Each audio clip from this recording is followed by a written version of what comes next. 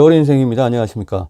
자, 오늘 이 시간은 주말에 마감되는 70회차 승무패 대상 경기들 가운데서 첫날에 치르는 라리가 3경기 그리고 잉글랜드 프리미어 3경기의 분석과 마킹 구간으로 이야기를 나눠보도록 하겠습니다. 자, 오늘 방송은 1번 경기부터 6번 경기까지고요. 내일 유로파 경기를 치르는 팀들이 포함되어 있는 이튿날 경기는 라리가 4경기, 잉글랜드 프리미어리그 4경기가 대상 경기로 편성되어 있습니다. 프리미어리그 4경기는 내일 오후에 방송을 해드릴 예정이고요. 라리가 4경기는 내일 저녁 플래티넘 멤버십 회원님들의 전용 채널로 업로드를 해드리겠습니다. 자, 방송을 시작하기 전에 구독과 좋아요 한 번씩 눌러주시면 감사드리겠고요. 누르시는 동안 저는 1번 경기가 열리는 에스타디 무니시팔 데몬틸리비로 먼저 이동해 있겠습니다. 1번 경기부터 대박입니다. 기다리고 있었습니다. 지로나도 발렌시아도 임자를 만난 기분입니다. 이 경기를 어느 쪽으로 포커스를 맞춰서 분석을 시작해야 하는지는 모르겠습니다. 누군가가 겨울 인생에게 질문을 던져주시고 제가 답변을 드리는 방식이 가장 빠른 방법 같은데 현실은 그럴 수가 없어 안타깝습니다. 자, 이 경기는 독자님들과 100분 토론을 해도 재밌을 것 같은 흥미진진한 매치업입니다. 1번 경기로 바로 가보겠습니다. 정말 할 얘기는 산더미 같지만 몇 가지만 이야기를 나누고 곧바로 결론으로 가보겠습니다. 자, 먼저 지로나는 두비크가 못 나오죠.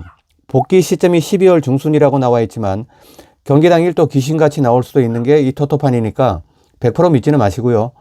도우비크 못 나와도 팀 에이스 자리에 탈환을 노리고 있는 스투아니가 또 있겠죠. 미첼 감독의 입장에선 사비오가 복귀하니까 도우비크가 늘어놓고 선두 경쟁이 치열한 중요한 시점에서 조금은 안 풀린다라는 생각이 들만 또 할 겁니다. 그렇다고 해서 스투아니를 작년의 스투아니로 보시면 안 되고요. 빌바오전에서 부상이 올라와서 교체된 건 아니지만 지로나의 날아다니는 연근들을 감안하면 백전노장 스투아니의 다음 행선지는 우루과이로 돌아가는 일만 남지 않았을까 생각을 합니다. 30이 훌쩍 넘은 나이에 미들스블로에서 지로나로 넘어와서 228경기, 228경기에서 120골이라는 지로나 전설의 현재 진행형은 올 시즌이 마지막 해가 될 것 같다는 생각을 해보고요. 그래도 현재 지로나의 라인업에서 도우비커의 부재를 잠시나마 잊게 해줄 선수는 스투아니밖에 없지 않나라는 생각에서 멈추게 됩니다. 치간코프나 사비오를 중앙으로 돌릴 수도 있겠지만 발렌시아의 스위치 오버래핑을 생각하면 까딱하다가는 측면부터 줄초성이 나니까 중앙 포워드는 스투아니 말고는 생각해서 지우셔야 합니다. 지로나가 레알 마드리드에게 3대0으로 완패를 당한 8라운드 때 팬들은 라치오로 팔아먹은 카스테야노스 생각이 아주 간절했을 겁니다. 지난 시즌에 레알 마드리드에게 한 경기에 4골 포트트릭을 쏟아붓던 카스테야노스, 그나마 올 시즌 카스테야노스의 향수를 잊게 해주고 있는 선수가 도우비크다 보니 스투아니로서는 선수 생활의 아름다운 퇴장을 위해서라도 도우비크가 없는 발렌시아전에서 지로나의 최전방을 굳건히 지키려고 혼신을 다할 것으로 사료됩니다. 좌우 날개 쪽에서 좁히면서 들어오는 사비오와 치간코프의 빠르고 정확한 결정력으로 이 경기의 주도권을 쥐려고 할 지로나와 호세 가야와 코레이아의 멀티 좌우 측면이 팀 최대 강점인 발렌시아. 진짜 시청하는 순간을 상상만 해도 솜털들이 일동 기립하는 느낌입니다. 지로나의 승리 행진을 멈추게 하려면 레알 마드리드를 벤치마킹하는 게 가장 손쉬운 방법이라고 말씀드린 적이 있습니다. 하필 레알과 가장 유사한 템포와 포메이션을 가동할 수 있는 팀이 발렌시아고요. 상대에게 파울로 인한 부상이 아닌 쪽팔려서 선수 생활 그만하고 쉽게 만드는 호세 가야 앞에서만큼은 사비오가 테크닉으로 깝죽거리지는 못하지 않을까 사료됩니다. 알렉스 가르시아는 게라와 페페르를 믿고 발렌시아가 방치할 수밖에 없는 상황이 간혹 생길 수도 있겠지만 가야와 코레이아가 좌우로 갈라치면서 넘어가는 목적지가 다양한 오버래핑 때문에 치간코프나 알렉스 가르시아 그리고 이반 마틴, 에레라에게 공격 일변도로 진행시키는 것 또한 미첼 감독의 부담으로 남을 수 있는 경기로 전망이 됩니다. 지로나가 우승은 몰라도 챔스 커트라인까지 방어를 하기 위해선 도우비크, 사비오, 치간코프, 스리톡과 키플레이어죠. 알렉스 가르시아의 동시 출격은 38경기 내내 옵션이 아닌 기본 사양이 되어야 가능하지 않을까 사료됩니다. 박빙의 점유율 속에서 지로나가 슈팅 수의 우세를 바탕으로 초반부터 간담이 서늘한 장면들을 연출할 것으로 보이고요. 마마르다슈빌리의 선방 속에서 가야로 시작해서 게라와 페페루, 듀로로 이어지는 발렌시아의 역습 장면에서 승부가 갈릴 것으로 전망을 해보겠습니다. 1번 경기의 선택은 홈 지로나의 단통 패배 구간이 가장 효율적인 배팅으로 생각되지만 첫 경기라는 이유만으로 한 장밖에 없는 스리마킹 구간을 담아가 보겠습니다. 나머지 13경기들의 분석이 끝나고 스리마킹이 꼭 필요한 또 다른 대상 경기가 돌출이 된다면 개인적인 배팅 구간에는 이 경기를 발렌시아의 단통 승리로 가져갈 예정입니다. 자, 이번 경기는 리그 꼴찌 번리와 18위지만 에버턴이 내려와 있는 걸 감안하면 성적으로는 리그 19위인 셰필드 유나이티드입니다. 득점과 실점의 마진에서도 뒤에서 1위, 2위지만 공격에 관련된 모든 지수에서도 뒤에서 1위, 2위인 번리와 셰필드입니다. 직전 13년 동안 상대 전적이야 3-3-3이지만 그리 중요해 보이는 사안은 아니고요. 단지 양팀이 나누어 가졌던 3승은 각자의 홈에서 거둔 성적이라는 건 키핑해둬도 될 만한 팩트입니다. 부상 관련 부분은 경기 3-4일 전에 관심 가질 부분은 아니고요.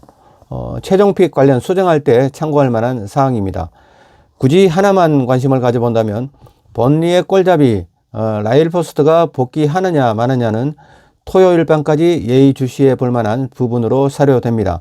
남아공국대 라일 포스트 번리의 공격력의 퀄리티를 높여줄 수도 있는 부분이니까 기억하셔도 나쁘지 않은 이번 경기의 구매 포인트입니다. 자, 여기에서 조금만 더 양팀의 진실 속으로 빠져보겠습니다. 자, 리그 13라운드까지의 비교 가능한 통계에 불과하지만 공격 관련한 모든 지표들의 거꾸로 1, 2등은 이 두 팀입니다. 말씀드렸고요. 단 두 가지 차이가 나는 부분은 셰필드는 단 하나의 부분도 예외 없는 순위표 뒤집어서 1, 2등이지만 번리는 그 점유율이나 패스의 퀄리티 면에서는 중위권을 형성하고 있다는 거죠. 특히 10라운드가 넘어서는 시점부터 번리의 전진 패스의 빈도수가 급격한 증가세를 보이고 있는 것은 맨체스터 시티의 3순의 레전더였죠. 콤파니 감독이 맨시티 시절이나 벨기에 안드레어트의 초짜 벤치 시절처럼 선수비력 강화해서 탈피해서 공격적인 전술 전개만이 프리미어리그 중위권으로 발돋움할 수 있는 유일한 길이라는 걸 인지했다고 볼 수 있는 부분입니다.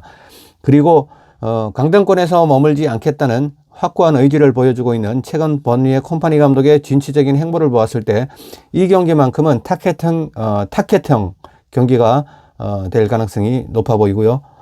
모든 것을 쏟아붓는 번리의 공격적인 포메이션을 그려볼 수가 있습니다.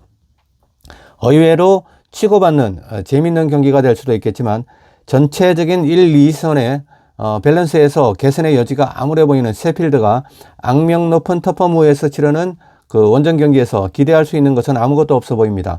참고로 현재 득점이 번리가 10골로 꼴찌, 셰필드가 11골로 꼴찌 앞잡이인데요. 시청자님들께서 아셔야 할 부분은 셰필드의 11골 중 3골은 너무 골이 안 터져서 관중들이 나가니까 상대팀이 자기 골대로 넣어주었다는 것입니다. 11골 중 상대 자책골 3골, PK로 2골을 빼고 나면 셰필드는 13게임에서 6골을 넣은 팀이라는 거죠. 또 거기에서 세터피스 상황에서 2골이니까 오픈플레이로 득점한 건 올 시즌 4골이라는 계산이 나오는 셰필드입니다. 번리의 콤파니 감독이 정지된 상황에서의 찬스만 내주지 않는다면 셰필드는 뭐 먹고 살는지 걱정이 되는 부분입니다. 에버튼이 19위로 새치기를 하면서 꼴찌 앞잡이에서 강등권 앞잡이로 거듭난 셰필드 유나이티드, 터퍼무어에서 펼쳐지는 프리미어리그 14라운드에서 셰필드가 가져볼 수 있는 희망은 무성부라는 쾌거를 수확하는 게 아닐까 전망해보는 겨울 인생입니다. 이번 경기의 선택은 홈 번리의 승리 구간을 공략해 보겠습니다.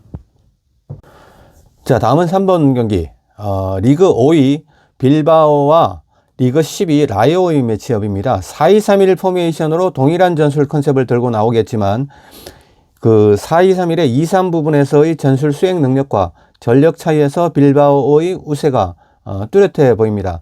특히 3 부분에서 빌바오의 그 이나키 윌리엄스와 니코 윌리엄스 형제 한 번 더 믿어볼 만한 경기고요. 중앙에서 산세트와 구르제타의 호흡만 맞아준다면 더할 나위 없는 빌바오의 승리 구간으로 보여집니다. 니코의 그 현란한 드리블과 이나키의 정광석화 같은 마무리, 구르제타의 결정력과 산세트의 빈공간 선점 능력에서 갈라지겠죠. 산세트의 빈공간 선점 능력은 그 좀 탁월하다고 봐야 되겠죠. 그 선점을 하고 있다가 공이 들어오는 순간 패스와 슈팅의 적절한 타이밍까지 상대의 수비수가 좀 헷갈릴 만한 똑같은 동작에서 패스가 나오고 슈팅이 나오는 산세트입니다. 같은 전술이지만 골메이드로 이어지는 간결한 과정과 최전방의 결정력만큼은 클래스를 배분시켜주는 아틀레틱 빌바오입니다. 라요가 보여주는 올 시즌의 퍼포먼스 또한 괄목할 만하고 최근 리그 4경기째 승리가 없는 라요지만 이 경기까지 5경기 연속으로 붙는 팀들의 리그 순위가 1위, 2위, 4위, 5위, 6위라는 점, 그런데도 불구하고 지로나에게 1대2로 패한 것을 제외하고는 모두 무승부를 수확했다는 점은 빌바오 단통 승리에만 손이 가기에는 조금 찝찝한 부분이 존재하기는 합니다. 그래도 라요가 무승부를 캤던 상대의 팀들인 소시에다드, 레알 마드리드, 바르셀로나에 비해서 강도 높은 압박과 피지컬, 고공타점 등에서만큼은 남다른 빌바오 원정이라는 점에서 아쉽지만 성점 수확 없이 마드리드로 돌아가는 라요를 예상해 보겠습니다. 3번 경기의 선택은 홈 빌바오의 단통 승리 구간을 공략해 보겠습니다. 자, 다음은 4번 경기입니다. 울버햄튼과 함께 PK 헌납하는 데는 일가견이 있는 에버튼이 가로채기의 맛집 노팅엄으로 원정을 떠나는 일정입니다. 지난 주말 구디슨 파크에서 맨유에게 탈탈 틀리던 장면은 에버튼의 승점 삭감이 팀을 똘똘 뭉치게 할 거라는 세간의 예상과는 달리 잘 살던 부모가 빚더미에 몰려서 상실감에 반항하는 아이들의 모습, 그 이상도 그 이하도 아니었습니다. 그 많은 기회들 속에서 집중력만 살아 있었다면 하는 아쉬움이 내내 남는 그런 경기였죠. 푸른피 에버튼이 악몽을 훌훌 털고 본연의 모습으로 회복하길 진심으로 기원해 봅니다. 노팅엄 포레스트는 지난 주말 브라이튼 알비온에게 시즌 처음으로 홈경기에서 패배를 기록했습니다. 엘랑가의 입장골이 터질 때만 해도 역시나 홈팅엄이구나 했는데 벨기에 국대 망갈라가 수미에서 경기 리듬을 조율하지 못하면서 이빨 빠진 호랑이였던 브라이튼에게 제대로 참교육을 받은 경기였습니다. 전반 종반부터 벤치에선 빌드업이란 강수를 두는 듯 했는데 오른쪽 2, 3선에서 국대 출장 다녀온 망갈라, 아이나, 니아카테가 착각을 한 건지 아니면 피로가 누적된 것인지는 몰라도 라인 간의 간격이 너무 벌어졌죠. 이런 걸 놓치는 브라이튼이 아닙니다. 리그 최하위권의 점유율을 자랑하는 팀이 어떻게 해야 그리 되는지를 여실히 보여준 경기였다고 생각해 봅니다. 이러한 보이지 않는 실책 같은 경우는 한번 터지면 본물 터지듯 쏟아지는 케이스가 많았고 실책을 만회하려는 과도한 액션은 팀을 더 수렁으로 빠지게 만듭니다. 노팅엄 포레스트는 이번 주말 경기가 중위권으로 치고 나갈 건지 안 그래도 비좁은 강등권으로 수직 하강할 건지 분수령이 될 것으로 보이는데요. 역시나 에버튼이 월등한 중원의 활동량을 앞세워서 점유율을 지배해 나가는 모습까지는 그래볼 수 있겠지만 극단적인 젊음을 앞세운 노팅엄의 화이트와 엘랑가의 측면 빠른 공격 옵션들을 에버튼 삼촌의 뒷방 널거니 애슐리 영 쪽에서 큰 구멍이 뚫리는 그림도 지울 수가 없습니다. 에버튼의 무기인 PK 현합이 또 나온다면 오른쪽 애슐리 영이 자식벌인 엘랑가의 유연한 드리블링을 따라가지 못하는 데서 유발될 가능성이 커 보이는 매치업입니다. 서로의 장점이 극명하게 대립하는 경기가 될 것으로 전망해 보고요.